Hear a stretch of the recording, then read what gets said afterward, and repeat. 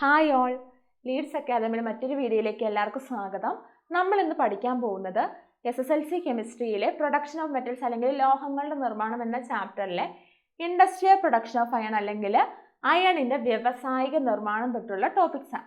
Okay, industrial production of iron എന്താണ് നമുക്കറിയാം. ഇത്രയും നാള് നമ്മൾ പഠിച്ചുകൊണ്ടിരുന്നത് എന്താ? എങ്ങനെ അയൺ നിർമ്മിച്ചെടുക്കാം, വളരെ സിമ്പിളായി ഈസി ആയിട്ട് അയൺ അല്ലെങ്കിൽ പല മെറ്റൽസ് എങ്ങനെയൊക്കെയാണ് നിർമ്മിച്ചെടുക്കുന്നതെന്ന് നമ്മൾ പഠിച്ചത് 3 സ്റ്റേജസ് വഴി നമ്മൾ പഠിച്ചായിരുന്നു. ഓക്കെ, അങ്ങനെയാണെങ്കിൽ നമ്മൾ 2 മെറ്റൽസിനെ സ്പെഷ്യലായിട്ട് എടുത്ത് അവർക്ക് സ്പെഷ്യൽ കൺസിഡറേഷൻ കൊടുത്ത് ഇന്ന് പഠിക്കുക കേട്ടോ. ഓക്കെ, അപ്പോൾ നമ്മൾ കുറച്ച് സ്റ്റേജസ് പഠിച്ചായിരുന്നു. എല്ലാ ഇമ്പ്യൂരിറ്റീസ് ഒക്കെ റിമൂവ് ചെയ്ത് ഓറിൽ നിന്ന് പ്യുവറായിട്ടുള്ള മെറ്റലിനെ മാത്രമായിട്ട് എടുക്കാൻ വേണ്ടിയിട്ട്. അങ്ങനെയാണെങ്കിൽ എന്ത് പ്രോസസ്സ് ചെയ്ത് കഴിഞ്ഞിട്ടും ഒരു സാധനം മാത്രം ഇവിടെ റിമൂവ് ചെയ്യുന്നില്ല, അതാണ് സിലിക്കൺ ഡയോക്സൈഡ് എന്ന് പറഞ്ഞ ഇമ്പ്യൂരിറ്റി. അപ്പോൾ നമ്മൾ എന്തിനാണ് ഇൻഡസ്ട്രിയൽ പ്രൊഡക്ഷൻ ഓഫ് അയൺ മെയിനായിട്ട് യൂസ് ചെയ്യുന്നത്? മെയിനായിട്ടുള്ള ഒരു ഇമ്പ്യൂരിറ്റി സിലിക്കൺ ഡയോക്സൈഡ് എന്ന് പറഞ്ഞിട്ടുള്ള ഇമ്പ്യൂരിറ്റീനെ റിമൂവ് ചെയ്യാനാണ് ഈ ഒരു പ്രോസസ്സ് യൂസ് ചെയ്യുന്നത്. ഓക്കെ, ഇതൊരു എക്സ്പെരിമെൻ്റൽ സെറ്റപ്പാണ്. ഇതിനായിട്ട് മെയിനായിട്ടുള്ളത് ഒരു ബ്ലാസ്റ്റ് ഫർണസാണ്. ബ്ലാസ്റ്റ് ഫർണസ് എന്ന് പറഞ്ഞു കഴിഞ്ഞാൽ പൊട്ടിത്തെറിക്കുന്ന സാധനമാണോ? ബ്ലാസ്റ്റ് ചെയ്യുന്ന സാധനമാണോ? അല്ലല്ലേ. എപ്പോഴും ഹോട്ട് എയർ ഇങ്ങനെ സപ്ലൈ ചെയ്തുകൊണ്ടിരിക്കുന്ന ഒരു സാധനമാണ് എന്ത്? Blast furnace. ഓക്കെ, അങ്ങനെയാണെങ്കിൽ അതിനകത്ത് എപ്പോഴും എന്തുള്ളൂ? ചൂടുള്ള വായു മാത്രമേ ഉള്ളൂ. ഇതിനകത്തോട്ട് നമ്മൾ 3 സാധനം ആഡ് ചെയ്യുന്നുണ്ട്. അതാണ് എന്ത്? ഒന്ന് നമ്മൾ എന്തെടുക്കണം? അയണിൻ്റെ ഓർ എടുക്കണം അല്ലേ. അപ്പോൾ അയണിൻ്റെ ഓറായിട്ടുള്ള ഹേമറ്റൈറ്റ് എടുത്തു.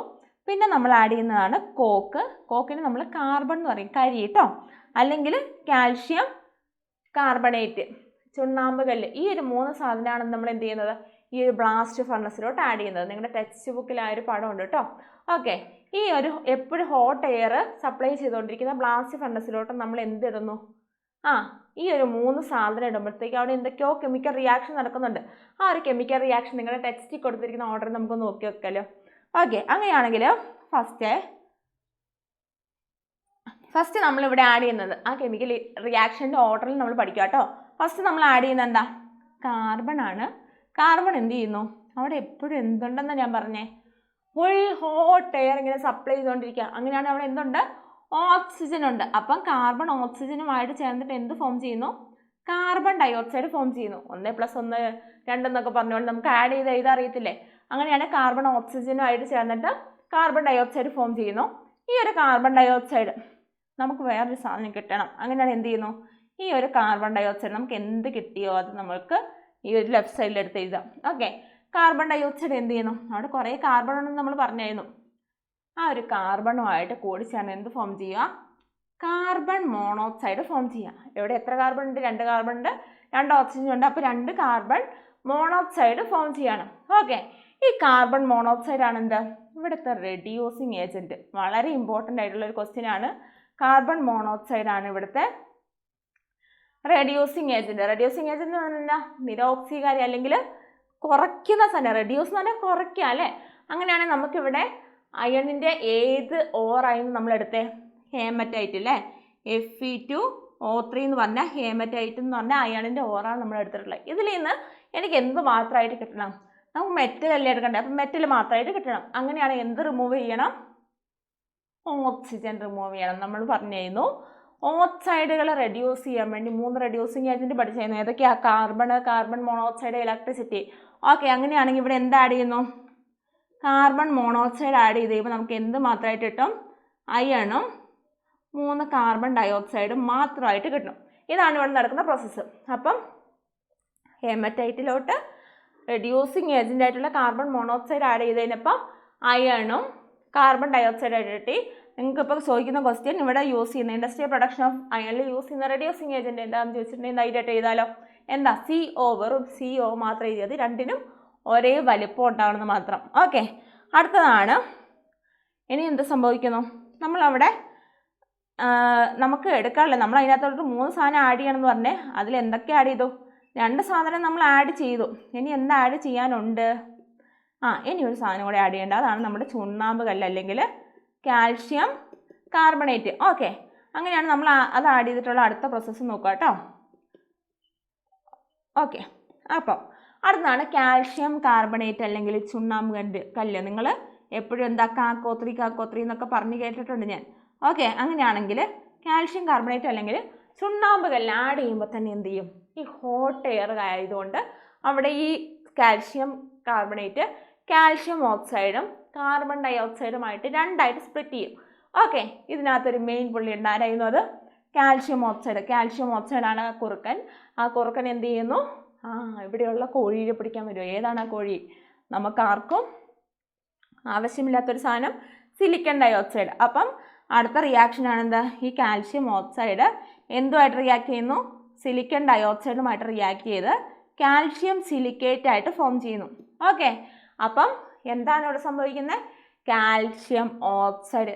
എന്താ നമ്മളിപ്പം നിങ്ങളോട് ക്വസ്റ്റ്യൻ ചോദിക്കുകയാണ്, എ എന്ന് പറഞ്ഞൊരു പ്രോഡക്റ്റ് ഇട്ടു, അത് ബിയും സിയുമായിട്ട് പിരിഞ്ഞു. ആ ബി ആരെയും കൊണ്ടുപോകാൻ വന്നേക്കണേ. അങ്ങനെയാണ് എയുടെയും ബിയുടെയും പേരെന്താണ് എന്ന് ചോദിച്ചിട്ടുണ്ടെങ്കിൽ നിങ്ങൾക്ക് എഴുതാൻ പറ്റുമല്ലോ. അപ്പം ഇങ്ങനെയൊക്കെ പല രീതിയിൽ ക്വസ്റ്റ്യൻ ചോദിക്കാം കേട്ടോ. അപ്പം ഇവിടെ നോക്കാം, ഈ ഫോം ചെയ്ത സാധനത്തിന് നമ്മൾ 3 പേരിടുക കേട്ടോ. ഫസ്റ്റത്തെ നമ്മൾ പറഞ്ഞ കുറുക്കൻ്റെ പേരാണെന്ത്? ഫ്ലെക്സ്. കുറുക്കനെ ആരെ പിടിച്ചു? കോഴിനെ പിടിച്ചെങ്കിൽ അവൻ്റെ പടം ഇവിടെ വരും, ഫ്ലെക്സിൽ വരും, അല്ലെങ്കിൽ ലുക്കൗട്ട് നോട്ടീസ് വരും അല്ലേ. അപ്പോൾ ഫ്ലെക്സ്. SiO2 എന്താ? SiO2 നമ്മൾ പറഞ്ഞിട്ടുണ്ട് ഗ്യാങ് ആണ്. SiO2 ഗ്യാങ് ആണ്. പിന്നെ CaSiO3 എന്താ? സ്ലാഗ് ആയിട്ട് ആക്ട് ചെയ്യുന്നു. അപ്പോൾ 3 സാധനം നിങ്ങൾ പഠിച്ചിരിക്കുക. എന്തൊക്കെയാണ് ആഡ് ചെയ്യുന്നതെന്ന് ചോദിച്ചിട്ടുണ്ടെങ്കിൽ എഴുതാലോ. കാൽഷ്യം കാർബണേറ്റ്, ഹേമറ്റൈറ്റ്, പിന്നെ കോക്ക് കാർബൺ. അടുത്തത് റെഡ്യൂസിങ് ഏജൻറ്റ് ഏതാ? Carbon monoxide. അടുത്ത ചോദിക്കുന്നത് എന്താ? സ്ലാഗ് ഫോർമേഷൻ ഇക്വേഷൻ എന്തുവാ? CaO + SiO2 CaSiO3. ഇനി ഫ്ലെക്സ്, ഗ്യാങ്, സ്ലാഗ്, ഇതെല്ലാം ഈ 3 സാധനം ഒന്ന് പഠിച്ചു വെക്കാം കേട്ടോ. പിന്നെ ഉള്ളതാണ് ഏതാണ് അയണിൻ്റെ ഏത് ഓറ എടുക്കുന്നത്? ഹേമറ്റൈറ്റ്. അയണിന് 3 ഓറുകളുണ്ട്. നമ്മൾ 2 ആദ്യത്തെ ഒരു ബോക്സിൽ പഠിച്ചായിരുന്നല്ലേ. പിന്നെ ഒരെണ്ണം ഉള്ളതാണ് എന്ത്? അയണിൻ്റെ അടുത്ത ഒരു ഓറ്. ഏതാ? Iron pyrites. ഒരു അയൺ പൈറൈറ്റ്സ് നമ്മൾ എന്ത് വിളിക്കും? ഫൂൾസ് ഗോൾഡ് എന്ന് വിളിക്കും. ഫൂൾസ് ഗോൾഡ് എന്ന് പറഞ്ഞാൽ എന്നാ? വിഡ്ഢികളുടെ സ്വർണ്ണം അല്ലേ. ഫൂൾ എന്ന് പറഞ്ഞാൽ നമ്മൾ പറ്റിക്കുക അല്ലേ. അതിനെ കണ്ടിട്ടുണ്ട് എന്ത് ലുക്കാ? നല്ല സ്വർണ്ണ ലുക്ക്, നല്ല വിലവെടുപ്പുള്ള സാധനം അല്ലേ. നമ്മളെയൊക്കെ കണ്ടാൽ നല്ല ലുക്കാണ്, പക്ഷെ ഉള്ളിലിരിക്കുന്ന സ്വഭാവം എന്താ? സ്വർണ്ണം അല്ല അത്. ഓക്കെ, കാണുമ്പോഴുള്ള ലുക്ക് എന്താണ്? സ്വർണ്ണമാണ്. അപ്പോൾ അതുകൊണ്ടാണ് അതിനെ വിളിക്കുന്നത് ഫൂൾസ് ഗോൾഡ് കേട്ടോ. അപ്പോൾ ഇത്രയും കാര്യം നിങ്ങളൊന്ന് പഠിച്ചു വെക്കാം. ഇനിയുള്ള 2 കാര്യമാണ് ഇവിടെ നമ്മൾ ഗ്യാങ് എന്ന് പറഞ്ഞാൽ ഇമ്പ്യൂരിറ്റി അസിഡിക് ആണെങ്കിൽ അവിടെ ബേസിക് ആയിട്ടുള്ള ഫ്ലെക്സ് ആയിട്ട് യൂസ് ചെയ്യുക. അതുപോലെ തന്നെ ഇമ്പ്യൂരിറ്റി ബേസിക് ആണെങ്കിൽ അസിഡിക് ആയിട്ടുള്ള ഫ്ലെക്സ് ആയിട്ട് യൂസ് ചെയ്യാം. അതൊന്ന് ജസ്റ്റ് അറിഞ്ഞിരിക്കുക കേട്ടോ. അടുത്തതാണ് പിഗ് അയൺ. പിഗ് അയൺ എന്ന് കേൾക്കുമ്പോൾ നിങ്ങൾക്ക് എന്താ തോന്നുന്നത്? നിങ്ങൾക്ക് മലയാളം പലതും പറയുമല്ലേ. അങ്ങനെയാണെങ്കിൽ പിഗ് അയൺ എന്ന് പറഞ്ഞിട്ടുണ്ടെങ്കിൽ നമ്മൾ ഈ ഒരു കെമിക്കൽ റിയാക്ഷനൊക്കെ ഇവിടെ നടന്നു. ഈ ഒരു ബ്ലാസ്റ്റ് ഫർണസിൽ നടന്ന അവസാനം എന്ത് സംഭവിച്ചു? ഈ ഒരു കാൽഷ്യം സിലിക്കേറ്റ് ഇമ്പ്യൂരിറ്റി എവിടെ കിടക്കും? മേലെ പൊന്തി കിടക്കും. അയൺ അവിടെ കിടക്കും, താഴെ കിടക്കും. ഈ മേലെ കിടക്കുന്ന സാധനവും താഴെ കിടക്കുന്ന സാധനം 2 പൈപ്പിൽ കൂടെ നമ്മൾ സെപ്പറേറ്റ് ചെയ്തെടുക്കും. അങ്ങനെയാണെങ്കിൽ മേലെ കിടക്കുന്ന സാധനത്തിന് എന്ത് കുറവായിരിക്കും? ഡെൻസിറ്റി കുറവായതുകൊണ്ടല്ലേ അത് മേലെ കിടക്കുന്നത്. ഓക്കെ, അങ്ങനെയാണെങ്കിൽ നമുക്ക് ലാസ്റ്റ് കിട്ടിയ ആ ഒരു മോൾട്ടൺ അയണിൽ നമുക്ക് കിട്ടിയ അയണിൻ്റെ കൂടെ എന്തൊക്കെ ഉണ്ടാവും? 4% കാർബൺ, പിന്നെ ബാക്കിയുള്ള impurities like manganese, silicon, phosphorus, ഈ 3 സാധനം കൂടി ഉണ്ടാവും. അതിനാണ് നമ്മൾ പിഗ് അയൺ എന്ന് പറയുക കേട്ടോ. ബ്ലാസ്റ്റ് ഫർണസ് ചെയ്ത് കിട്ടുന്ന സാധനങ്ങൾ. ഓക്കെ, വളരെ സിമ്പിൾ അല്ലേ? ഇത് പഠിക്കത്തില്ലേ? ഇൻഡസ്ട്രിയൽ പ്രൊഡക്ഷൻ ഓഫ് അയൺ കഴിഞ്ഞു. അടുത്താണ് ഡിഫറെൻറ്റ് ടൈപ്സ് ഓഫ് അലോയ്സ്. നമുക്കറിയാം പലതരം അലോയ്സ് ഉണ്ട്. അലോയ്സ് എന്ന് പറഞ്ഞാൽ എന്താ? 2 മെറ്റലുകൾ, ഒന്നിൽ കൂടുതൽ മെറ്റലുകൾ കൂടിച്ചേരുമ്പോൾ ഉണ്ടാകുന്ന, ഒന്നിൽ കൂടുതൽ ലോഹങ്ങൾ കൂടിച്ചേരുമ്പോൾ ഉണ്ടാകുന്ന സാധനമാണെന്ത്? അലോയ്സ്. അങ്ങനെയാണെങ്കിൽ നമ്മളിവിടെ സ്റ്റീലിൻ്റെ അലോയ്സ് പഠിക്കുന്നത് ഏതൊക്കെയുണ്ട്? ഒന്ന് സ്റ്റെയിൻലെസ് സ്റ്റീല്, നിക്രോം. ഇതിനകത്ത് നിങ്ങൾക്ക് ചോദിക്കുകയാണ് സ്റ്റെയിൻലെസ് സ്റ്റീലിലുള്ള കോൺസ്റ്റിറ്റ്യൂവൻ്റ് എലമെൻറ്റ്സ് ഏതൊക്കെ എലമെൻറ്റ്സ് ആണ് സ്റ്റെയിൻലെസ് സ്റ്റീലിലുള്ളതെന്ന് ചോദിച്ചിട്ടുണ്ടെങ്കിൽ എഴുതാൻ പറ്റുമോ? മൂലകങ്ങൾ ഏതൊക്കെയാണെന്ന് ചോദിച്ചിട്ടുണ്ടെങ്കിൽ അതിന് നിങ്ങൾ ഈസി ആയിട്ടൊരു കാര്യം ചെയ്താൽ മതി. സ്റ്റെയിൻലെസ് സ്റ്റീലിനെ ഓർക്കുമ്പോൾ എന്ത് ചെയ്യുക? നിക്രോമിനെയും കൂടി ഓർക്കാം. ഈ നിക്രോമിൻ്റെ എലമെൻറ്റ്സ് നിങ്ങൾ ആദ്യം ശ്രദ്ധിക്കണം. എല്ലാത്തിനും കോമൺ ആയിട്ട് ഒരാളുണ്ട്. ആരാത്? അയൺ ഉണ്ട്. ഓക്കെ, എല്ലാത്തിനും കോമൺ ആയിട്ട് അയൺ ഉണ്ട്. പിന്നെ ഉള്ളത് എന്താ?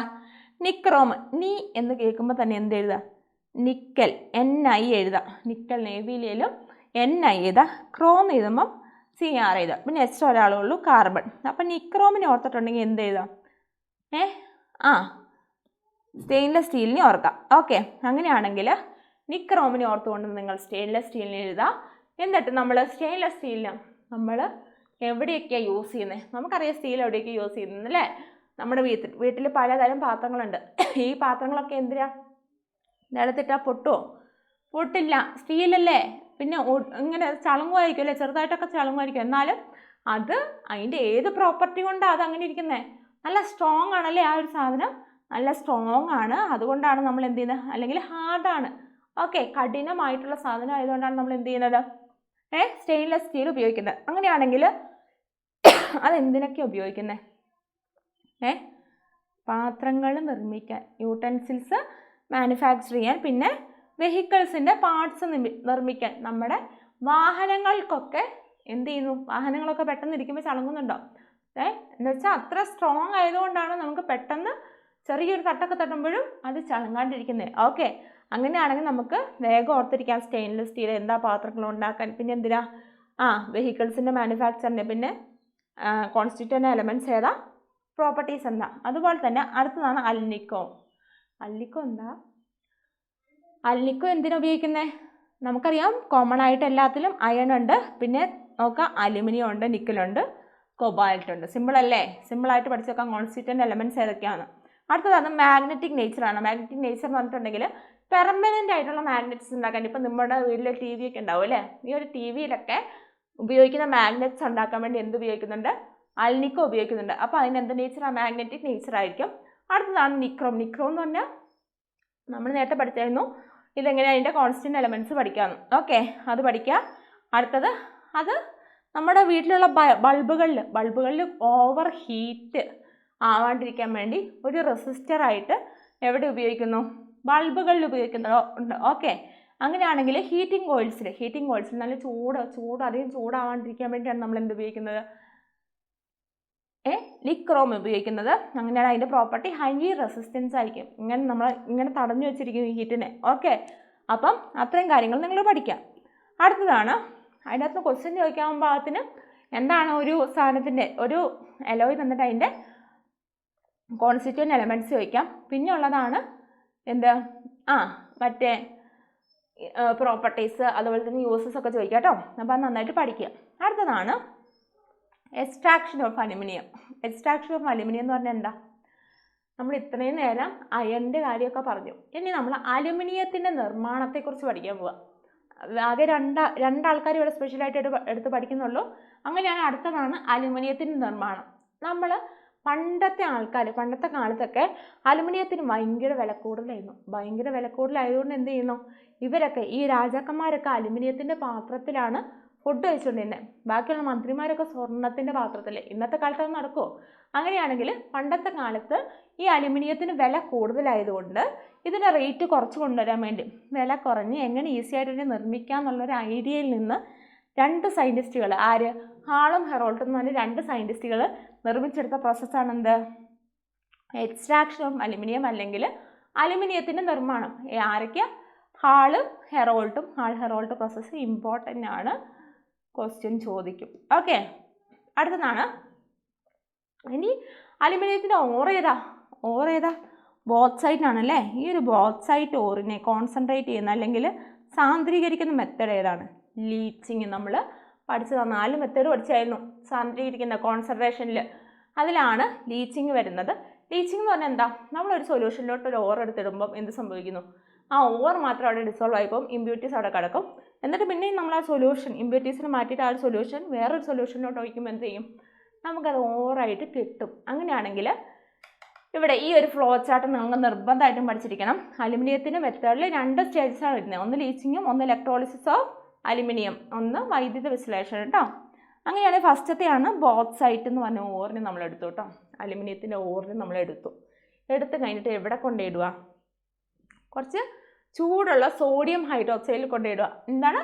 ഹോട്ട് NaOH സൊല്യൂഷനിൽ കൊണ്ടുവരുമ്പോൾ തന്നെ എന്ത് ചെയ്യും? ഓറ് ഡിസോൾവ് ആയി പോകും. ഞാൻ നേരത്തെ പറഞ്ഞ പോലെ തന്നെ ഓറ് ഡിസോൾവ് ആയി പോകും.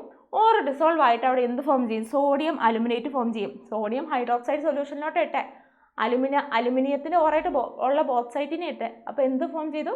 സോഡിയം അലുമിനേറ്റ് ഫോം ചെയ്തു. ഓക്കെ, എന്നിട്ട് എന്ത് ചെയ്തു? നമ്മളിത് ഫിൽറ്റർ ചെയ്തിട്ട് അതിനകത്തോട്ട് കുറച്ച് അലുമിനിയം ഹൈഡ്രോക്സൈഡ് ഒഴിച്ച് കഴിയുമ്പോൾ എന്ത് സംഭവിക്കും? അലുമിനിയം ഹൈഡ്രോക്സൈഡായി മാറും മൊത്തം. നമ്മൾ ഈ പാലിലോട്ട് കുറച്ച് തൈര് ഒഴിക്കുമ്പോൾ എന്ത് ചെയ്യും? മൊത്തം തൈരായിട്ട് മാറുന്ന പോലെ ഇത് അലുമിനിയം ഹൈഡ്രോക്സൈഡായിട്ട് മാറും. എന്നിട്ട് എന്ത് ചെയ്യുന്നു? ഫിൽറ്റർ ചെയ്ത് നന്നായിട്ട് ഹീറ്റ് ചെയ്യുമ്പം അവിടെ നമുക്ക് കിട്ടുന്നതാണ് അലുമിന എന്ന് പറഞ്ഞ സാധനം. അലുമിന എന്ന് പറഞ്ഞിട്ടുണ്ടെങ്കിൽ Al2O3 ആണ് അതിൻ്റെ കെമിക്കൽ ഫോർമുല. ഈ ഒരു അലുമിനിയയിൽ നിന്നാണ് നമ്മൾ എന്ത് ചെയ്യുന്നത്? അലുമിനിയത്തിന് മാത്രമായിട്ട് എടുക്കുന്നത്. ഓക്കെ, ഈ ഒരു ഫ്ലോ ചാർട്ട് നിർബന്ധമായിട്ട് നിങ്ങൾ പഠിച്ചിരിക്കണം. നിങ്ങളോട് ഇതിനകത്ത് ചോദിക്കാവുന്ന ക്വസ്റ്റ്യൻ, അലുമിനിയത്തിൻ്റെ ഓറായിട്ടുള്ള ബോക്സൈറ്റിനെ ലീച്ച് ചെയ്യാൻ ഉപയോഗിക്കുന്ന സൊല്യൂഷൻ ഏതാണ്? NaOH സൊല്യൂഷനാണ്. ഓക്കെ, പഠിച്ചു വെക്കാം കേട്ടോ. പിന്നുള്ളതാണ് ഈ ഫ്ലോ ചാർട്ട്, നിർബന്ധമായിട്ടും പഠിച്ചു വെക്കാം. ലാസ്റ്റ് എന്തൊക്കെയാണ് ഫോം ചെയ്തിരുന്ന അടക്കം ഇതെല്ലാം നിങ്ങളോട് ചോദിക്കും. ഓക്കെ, അങ്ങനെയാണെങ്കിൽ അടുത്തതാണ് ഇലക്ട്രോളിസിസ് ഓഫ് അലുമിനിയം. ഇലക്ട്രോളിസിസ് എന്ന് പറഞ്ഞാൽ എന്താ? വൈദ്യുത വിശ്ലേഷണം. ഏതിൻ്റെ? അലുമിനയുടെ കെമിക്കൽ ഫോർമുല നമുക്കറിയാം Al2O3 ആണ്. ഓക്കെ, നമുക്ക് ഇലക്ട്രോളിസിസ് നടത്തണമെങ്കിൽ നമുക്കറിയാം ഒരു പാത്രം വേണം, അല്ലെങ്കിൽ ഒരു ബീക്കർ വേണം. ഇവിടെ നമ്മൾ എടുത്തേക്കണം എന്താ? ഒരു സ്റ്റീൽ ടാങ്ക് എടുത്തേക്കണം. എന്തുവാ? ഒരു സ്റ്റീൽ ടാങ്കാണ് എടുത്തിരിക്കുന്നത്. അതിൻ്റെ ചുറ്റും എന്ത് ചെയ്യുന്നുണ്ട്? ഒരു ലൈനിങ് കൊടുത്തിട്ടുണ്ട്. അതാണ് കാർബൺ ലൈനിങ്. ഈ ഒരു കാർബൺ ലൈനിങ്ങിൻ്റെ ചാർജ് നെഗറ്റീവാണ്. എന്താ? കാഥോഡായിരിക്കും. പോസിറ്റീവായിട്ടുള്ള കാർബൺ റോഡ്സ് ആണ് ആനോഡ്. നമുക്കറിയാം ഇലക്ട്രോളിസിസ് എന്തൊക്കെ വേണം? ആനോഡ് വേണം, കാഥോഡ് വേണം, അവിടെ ഒരു സൊല്യൂഷൻ വേണം അല്ലേ? അങ്ങനെയാണെങ്കിൽ എന്തൊക്കെ എടുത്തു? ഒരു കാഥോഡായിട്ട് എന്താ? Carbon lining. ഒരു ലൈനിങ് എന്ന് പറഞ്ഞാൽ നമുക്ക് ഡ്രസ്സിനൊക്കെ ലൈനിങ് പോലെ തൊട്ട് പുറകിലൊരു ലൈൻ ഉണ്ടാവും. ഓക്കെ, പോസിറ്റീവായിട്ടുള്ള ഇലക്ട്രോഡ്സ്, കാർബൺ ആനോഡ്സും ഉണ്ടാവും. ഓക്കെ, നമ്മൾ ഇലക്ട്രിസിറ്റി കൊടുത്തു കഴിയുമ്പോൾ എന്ത് സംഭവിക്കുന്നു? ഇലക്ട്രിസിറ്റി കൊടുത്തു കഴിയുമ്പോൾ അവിടെ നമ്മൾ ആ ഒരു സ്റ്റീൽ ടാങ്കിൽ എടുത്തേക്കുന്ന അലുമിന എന്ത് ചെയ്തിട്ടും അലുക്കുന്നില്ല, ഉരുകുന്നില്ല. കാരണം എന്താ? അതിന് ഹൈ മെൽറ്റിംഗ് പോയിൻ്റാണ്. ഈ ദ്രവണാങ്കം കൂടുതല. ദ്രവണാങ്കം കൂടി കഴിയുമ്പോൾ എന്ത് ചെയ്യും? ദ്രവണാങ്കം കൂടി കഴിയുമ്പം വേഗം മെൽറ്റ് ചെയ്യില്ല. അപ്പം വേഗം മെൽറ്റ് ചെയ്യാൻ വേണ്ടി നമ്മൾ ആഡ് ചെയ്യുന്ന സാധനമാണ് ക്രയോലൈറ്റ്. ഈ അലുമിനിയയിലോട്ട് കുറച്ച് ക്രയോലൈറ്റ് ആഡ് ചെയ്ത് കഴിയുമ്പോൾ എന്ത് ചെയ്യും? ഇത് വേഗം മെൽറ്റാവും. ഓക്കെ, നിങ്ങളോട് ക്വസ്റ്റ്യൻ ചോദിക്കാം, എന്തിനാണ് നമ്മൾ ക്രയോലൈറ്റ് ആഡ് ചെയ്യുന്നത്? ക്രയോലൈറ്റ് ആഡ് ചെയ്യുന്നത് എന്തിനാ? ക്രയോലൈറ്റ് ആഡ് ചെയ്യുന്നത് എന്തിനാ? ദ്രവണാങ്കം കുറയ്ക്കാൻ വേണ്ടി, അല്ലെങ്കിൽ മെൽറ്റിംഗ് പോയിന്റ് കുറയ്ക്കാനും കണ്ടക്ടിവിറ്റി കൂട്ടാൻ, ഇലക്ട്രിസിറ്റി പാസ് ചെയ്യുന്ന സംഭവം വേഗം കൂട്ടാനും സ്പീഡ് കൂട്ടാൻ വേണ്ടിയിട്ടാണ് നമ്മൾ എന്ത് ഉപയോഗിക്കുന്നത്? ക്രയോലൈറ്റ് ആഡ് ചെയ്യുന്നത്. ക്വസ്റ്റ്യൻ ചോദിച്ചിട്ടുണ്ട് കേട്ടോ, പഠിക്കാം. ഓക്കെ, അങ്ങനെയാണെങ്കിൽ ഇലക്ട്രിസിറ്റി കൊടുത്തു കഴിയുമ്പം ഈ സംഭവം ഉരുകിയിട്ട് എന്തൊക്കെയാവും? അലുമിനിയം ഉരുകിയിട്ട് എന്തായിട്ട് മാറും? Al2+ഉം 3O2- ആയിട്ട് മാറും. ഓക്കെ, നമ്മൾ പഠിച്ചിട്ടുണ്ട് പോസിറ്റീവ് ചാർജുള്ള ആൾക്കാരോടെ പോവും, നെഗറ്റീവ് ചാർജിലോട്ട് പോവും, നെഗറ്റീവ് ചാർജുള്ളത് പോസിറ്റീവ് ചാർജിലോട്ട് പോവും. അപ്പോൾ പോസിറ്റീവ് ചാർജുള്ള ആൾക്കാർ എവിടെ പോവാണ്? നെഗറ്റീവ് ചാർജുള്ള കാർബൺ ലൈനിങ് ആയിട്ടുള്ള കാഥോഡിലോട്ട് പോവാണ്. നെഗറ്റീവ് ചാർജുള്ളത് ആനോഡിലോട്ട് പോവാണ്. പോസിറ്റീവ് ചാർജുള്ള ആൾക്കാർ ഈ കാഥോഡിലോട്ട് പോയി. ഓക്കെ, ഇത് നോക്കിക്കേ, ആരാ പോസിറ്റീവ് ചാർജുള്ള? അലുമിനിയം അവിടെ പോയി 3 ഇലക്ട്രോണിനെ മേടിച്ചു. 3 ഇലക്ട്രോൺ കുറവായിരുന്നു. 3 ഇലക്ട്രോണിനെ മേടിച്ചിട്ട് ആരായി? അലുമിനിയമായിട്ട് മാറി. അടുത്തതോ ഓക്സിജൻ എന്ത് ചെയ്തു? ഓക്സിജൻ തൻ്റെ കയ്യിലുള്ള 2 ഇലക്ട്രോണിനെ ആർക്ക് കൊടുത്തു? പോസിറ്റീവ് ചാർജ്, മൊത്തം പോസിറ്റീവ് ചാർജുള്ള ഇലക്ട്രോണിന് കൊണ്ട് കൊടുത്തു. അങ്ങനെ അതെന്തായി? O2 ആയി, 4 ഇലക്ട്രോൺ കൊടുത്തു. ഓക്കെ, അങ്ങനെയാണെങ്കിൽ ഇവിടെ അലുമിനിയം വന്നിങ്ങനെ ഡെപ്പോസിറ്റ് ചെയ്യും. എന്നിട്ട് അത് വേറൊരു പൈപ്പിൽ കൂടെ നമ്മൾ കളക്ട് ചെയ്യുകയാണ് ചെയ്യുന്നത്. ഓക്കെ, ബാക്കിയുള്ള ഓക്സിജൻ എന്ത് ചെയ്യും? ഈ കാർബൺ റോഡിൽ പോയി കോട്ടായിട്ട് എന്ത് ഫോം ചെയ്യും? ഓക്സിജൻ കാർബൺ റോഡിൽ പോയി കോട്ടായിട്ട് കാർബൺ ഡൈ ഓക്സൈഡ് ഫോം ചെയ്യും. ഓക്കെ, ഈ ഒരു കാർബൺ ഡൈ ഓക്സൈഡ് ഫോം ചെയ്യുമ്പോൾ എന്ത് സംഭവിക്കുന്നു? കാർബണും ഓക്സിജനും ചേർന്ന് കാർബൺ ഡൈ ഓക്സൈഡ് ഫോം ചെയ്യുമ്പോൾ ഈ ഒരു കാർബൺ റോഡ് ആനോഡ്സ് എപ്പോഴും ഡീഗ്രേഡ് ആയിപ്പോവും, ചീത്തയായിപ്പോവും. അപ്പോൾ നമ്മൾ എന്തിനാണ് എപ്പോഴും ഇങ്ങനെ മാറ്റി വെക്കുന്നതെന്ന് ചോദിച്ചിട്ടുണ്ടെങ്കിൽ carbon dioxide always deposited on the carbon rods. അത് കാരണമാണ് നമ്മൾ എന്ത് ചെയ്യുന്നത്? അവിടെ ഡീഗ്രേഡേഷൻ സംഭവിക്കുന്നു. അതുകൊണ്ടാണ് നമ്മൾ എന്ത് ചെയ്യുന്നത്? ഈ ഒരു കാർബൺ റോഡ്സിനെ ഇടയ്ക്കിടയ്ക്ക് മാറ്റി വെക്കാൻ വേണ്ടി കാരണം. അപ്പം നിങ്ങൾ ആകെ ഇത്രയും പഠിക്കുക. ഇതിനകത്ത് ചോദിക്കുന്ന ചോദ്യം എന്താണ്? ക്രയോലൈറ്റ് എന്തിനാണ് ആഡ് ചെയ്യുന്നത്? ക്രയോലൈറ്റ് ആഡ് ചെയ്യുന്നതിൻ്റെ ഉദ്ദേശം എന്താണെന്ന് ചോദിക്കാം. അടുത്തത് ചോദിക്കാവുന്നത് ഇവിടെ നമ്മൾ എന്തിനാണ് ഇലക്ട്രോളിസിസ് ഓഫ് അലുമിനയിൽ എന്തിനെയാണ് നമ്മൾ ഇലക്ട്രോളിസിസ് ചെയ്യാൻ എടുക്കുന്നത്? അലുമിനേനെയാണ്. അങ്ങനെ ഉള്ള കുറച്ച് കാര്യങ്ങൾ നിങ്ങൾ എന്ത് ചെയ്യുക, പഠിച്ചു വെക്കുക കേട്ടോ. വളരെ സിമ്പിളായിട്ടുള്ളൊരു ചാപ്റ്ററാണിത്. നന്നായിട്ട് പഠിച്ചിട്ടുണ്ടെങ്കിൽ നല്ല മാർക്ക് സ്കോർ ചെയ്യാൻ പറ്റുന്നതാണ്, മനസ്സിലാക്കി പഠിക്കാൻ പറ്റുന്നൊരു ചാപ്റ്ററാണ്. അതുകൊണ്ട് എല്ലാവരും നന്നായിട്ട് പഠിച്ച് നല്ല അടിപൊളിയായിട്ട് എക്സാം ചെയ്തിട്ടോ. All the best.